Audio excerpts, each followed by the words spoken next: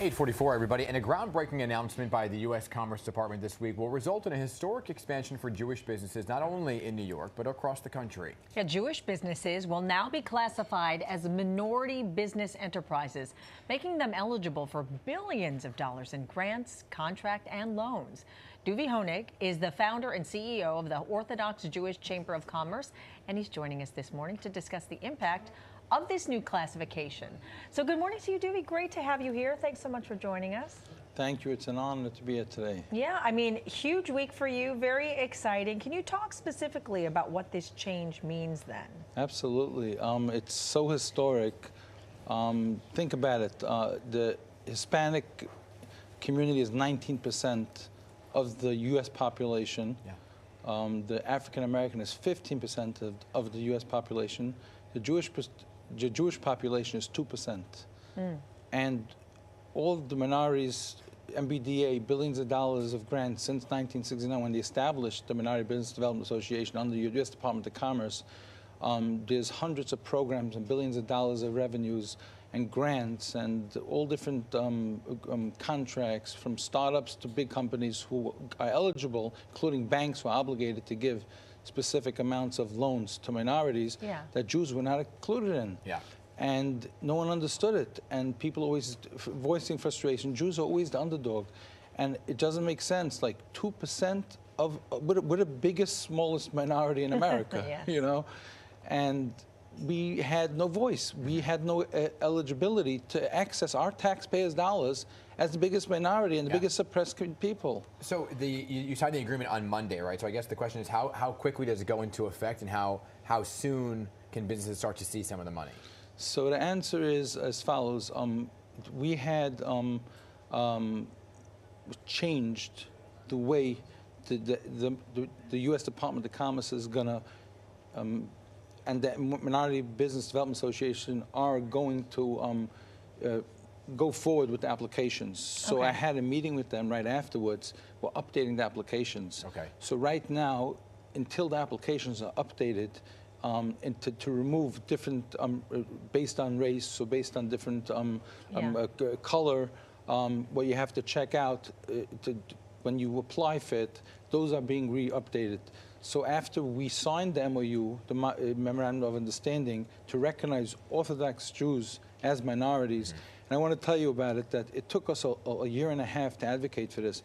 But during the year and a half, like, we went back and forth, and during that time, there was a new Supreme Court law passed in Texas with a lawsuit against the U.S. Department of Commerce, how they went about identifying minorities, that it wasn't fair to a specific race. So when that happened, I said, you know what, let's include all Jews, not just Orthodox Jews. Yeah.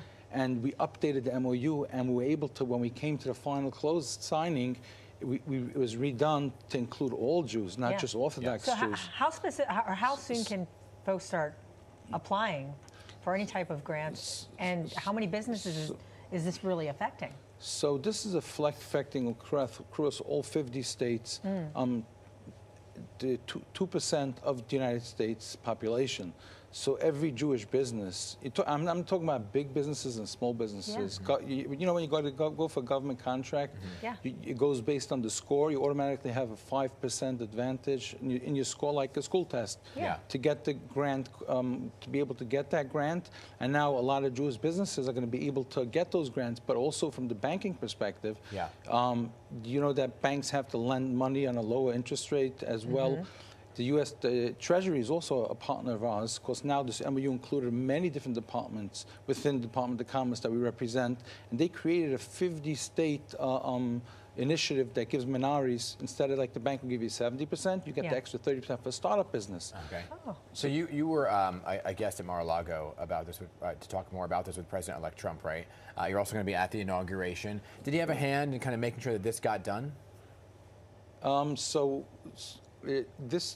want to say that I was so impressed by the unification of the transition teams, because we had right now, by the signing, we had Madia Latif, who she is the new undersecretary, who's taking over from Eric, the undersecretary, as well as with us Don Raves, Don Graves, who's the deputy secretary, and a special shout out to Joanne Hill, who's running the MBDA, who's continuing it. So Joanne and Madia Latif are working with us side by side. So we had the previous administration and the new administration, and it was her first day on the job.